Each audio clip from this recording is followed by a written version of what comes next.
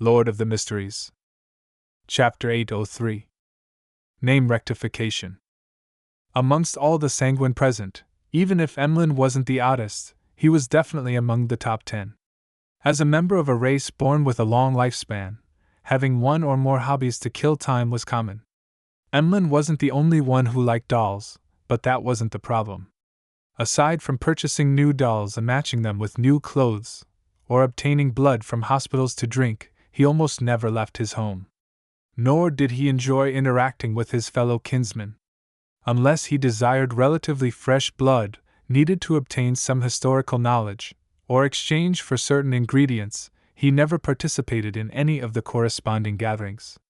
Such a lifestyle was nearly identical to the aging, high-ranking sanguine who had no choice but to lie in specially made coffins to barely maintain their existence. It looked nothing like that of a fellow who had recently matured. As a result, Emlyn became a topic of idle conversation at many sanguine gatherings. In the years before, people only mentioned it in passing, jeering at him in private, just like the normal gossip about different freaks in Backland. When they heard that Emlyn walked into the Harvest Church because he got lost and ended up being captured and locked up underground by the Earth Mother's bishop, his reputation slid into the irreversible state of being the brunt of the jokes, as well as being a disgrace to the sanguine. Yet, this disgraceful fellow had hunted 3 consecutive primordial moon believers. Those were artificial vampires. Could it be that he had employed the help of the Church of Earth Mother's clergymen? Or did he hire some especially powerful bounty hunters? Thoughts flashed through the minds of the sanguine as they speculated over how Emlyn had clinched victory. At this moment, Cosme coughed lightly and said, "Emlyn has already found the corresponding characteristic legacy and become a baron." Baron. When the members of the sanguine looked at Emlyn again, there weren't any looks of doubt and puzzlement. Instead, their eyes were filled with shock, astonishment, and surprise. For the first time in his life, Emlyn was being stared at by his kinsmen in such a manner. He suddenly felt ethereal as his mind was filled with joy. This made him wish to proudly tip his chin and say, "All of you should be addressing me as Lord. This satisfaction is identical to me buying a doll I've been saving up and craving for." Emlyn sighed silently as he held back his tongue. He wore a faint smile as he slowly surveyed the area. Then, while buttoning his coat, he got up and walked to Cosme Odora's side. After the other sanguines snapped back to their senses as they looked at the 2 barons with mixed looks, Cosme finally said, "The champion of the hunting competition will enter the final list of Viscount candidates and obtain free help for the ritual. In addition, he will also receive a ring created by the ancestor." As he spoke, Cosme took out a silver jewelry box engraved with complicated patterns. Snapping it open, he showed it to all the sanguine present. It was a translucent ring that seemed to be made of light red amber. It had a blood-red gem embedded in it. It was the size of a fingernail, and it emitted a faint glow. It's called Lilith's ring. It allows the wearer to be even more charming and always be in the optimal state of being under the full moon. Cosme gave a rough introduction. It can also make the surroundings be under the effect of a full moon. Hence, the corresponding Beyonder powers will be greatly enhanced. At the same time, it can also project a door that leads deep into the spirit world. Cosme paused and added, "This door is the door of summoning. It can let creatures deep in the spirit world use it to arrive in the real world. However, it can only be used once in a fixed amount of time. When spirit world creatures pass through their door, it's equivalent to signing a corresponding contract with the wearer. They will serve the wearer for a specific amount of time, possibly around 5 minutes. If the service period needs to be maintained for even longer, the wearer needs to personally communicate with the spirit world creature to re-sign a contract that's of a longer duration. Under normal circumstances, the strength of the summoned spirit world creature will be equivalent or slightly stronger than the wearer, but there's the possibility of them being much weaker or much stronger. There was once a Viscount who relied on this ring to summon a demigod-level spirit world creature. The stronger a spirit world creature's strength, the more they can resist the agreement in the door of summoning contract itself and harm the wearer. If you encounter such a situation, you must decisively dispel the projection and end the summoning. Its negative effects is bloodthirsting disease. You will need to drink at least 1 blood vial of human blood every hour to relieve it. Otherwise, your blood will boil and evaporate. In less than 15 minutes, it can cause the death of a baron. I'm not against that. I do yearn to drink blood more frequently, but the problem is that I'm unable to obtain that much blood. Emlyn held back his joy and agitation as he considered how he could resolve the negative effects. At this moment, Cosme turned to glance at him. The additional blood will be provided by the race. Then the problem turns into the modification of a bottle so as to carry around that much blood. Emlyn scanned the other sanguine who wore looks of envy and jealousy as he asked, "If I don't wear it, will I get the bloodthirsting disease?" "No." Cosme firmly shook his head. Emlyn stared at Lilith's ring and asked again, "If I were to wear it for 59 minutes and take it off, will I get the bloodthirsting disease?" Cosme's facial muscles twitched as he said, "When you wear the ring, you will be inflicted with the bloodthirsting disease.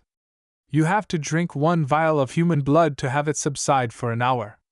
During this process, if you were to take it off and put it on again, the bloodthirsting disease will be activated again.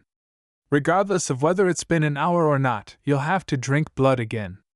Do you understand what I'm saying?" "Of course, this isn't a complicated problem," Emlyn said with a TSK. Cosme retracted his gaze and looked at the other sanguine. "I'll be giving this ring to the champion of this hunting competition, Emlyn White." "Congratulations, Emlyn." He turned and extended his right hand towards Emlyn to shake his hand. Then, he handed over the blood-colored Lilith's ring to Emlyn. "Thank you." Emlyn smiled in a reserved manner. Cosme stopped looking at him as he said to the other sanguine, "There are 2 targets left. They are your prey, and there will still be a reward for them." At 10 p.m. above the gray fog, Klein received Lamino's travels which Emlyn had sacrificed, and he learned of the usage of the so-called Lilith's ring. The other aspects aren't noteworthy, but the thing to pay attention to is the door of summoning which leads deep into the spirit world. Perhaps there will come a day when the one passing through that door is an ancient goddess, Lilith. Of course, many conditions need to be met. As Klein made a bold hypothesis, he flipped open Lamino's travels and checked the Beyonder powers which Emlyn had used and replenished. He used up all of the lightning strikes. Traveling is gone as well. This fellow really doesn't feel the pinch when using the powers of others. He added a Wings of Darkness. It can help the user receive an enhancement in speed and the ability of brief flight, as well as it transforming into a colony of illusory blood-sucking bats to attack the enemy. 1 is full moon. It can make a certain region appear to be in the state of a full moon. One's spirituality would be rejuvenated and the aspect of death would grow stronger. This is recorded from Lilith's ring. 1 is Claw of Corrosion. It can cause one's fingernails to grow another segment with mysterious symbols and patterns. They would be sharp enough to slice through steel. It would also come with potent corrosive abilities, making it the nemesis of defensive methods like scales and skin. 1 is Animal Sense. It can communicate with animals and control them while also sharing their senses. If used well, this has wondrous effects. I've never seen Emlyn use it before. What a waste. 1 is Abyss Shackles. It's a spell belonging to the darkness domain. It can make the darkness or shadows condense into a chain that controls or restrains the enemy. There's no door of summoning. That's right. It should be very difficult to record. With Emlyn's personality, he would have given up after a few failures. As Klein flipped through Lamino's travels, he used divination and his mysticism knowledge to interpret the new Beyonder powers. Retracting his gaze, he summoned the sea god's scepter over, added a few pages of lightning strike. This was in line with his fear of lacking firepower. Then, Klein used the sun brooch to record holy light summoning and holy water creation, allowing Lamino's travels' Beyonder powers to become more varied. After doing all of this, he closed the notebook and picked up the mental terror candle. After settling the split personality in the afternoon, he didn't immediately return the mystical item.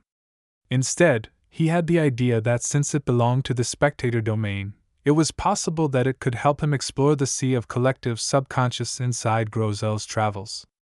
Therefore, he planned on delaying it for half a day before returning it to Emlyn. To his surprise, he found from his research that the mental terror candle didn't have any effects of placating the mind or eliminating negative emotions. All it could do was let one enter the depths of a target's mind, and from there, one could plant a cue or resolve a problem. Phew! Klein heaved a sigh of relief. Through the bestowment ritual, he returned the mental terror candle and Lamino's travels to Emlyn and Furs respectively. Returning to the real world, he had a comfortable bath, and he read some papers and magazines before heading to bed. Amidst his reverie, Klein suddenly woke up, aware that someone had entered his dream. He saw the scene before him change as the sky was dark and deep. They were adorned with resplendent diamonds that left him awed and serene. A distance away, a singing voice sounded. The ethereal and common voice reached straight into his heart. Meanwhile, the clouds moved as the crimson moon half revealed itself, scattering down its mild glow. All of this made Klein feel as though he had arrived in the Evernight goddess's divine kingdom. In the dream, he felt relaxed and comfortable. Klein suddenly realized the situation he was in. This was the arrival of a Beyonder from the Church of the Evernight. This Beyonder was using the dream to placate the tycoon, Dwayne Dantes, so as to heal the mental scars he suffered in the afternoon. "What you are doing only disturbs my sleep." Klein silently sighed helplessly.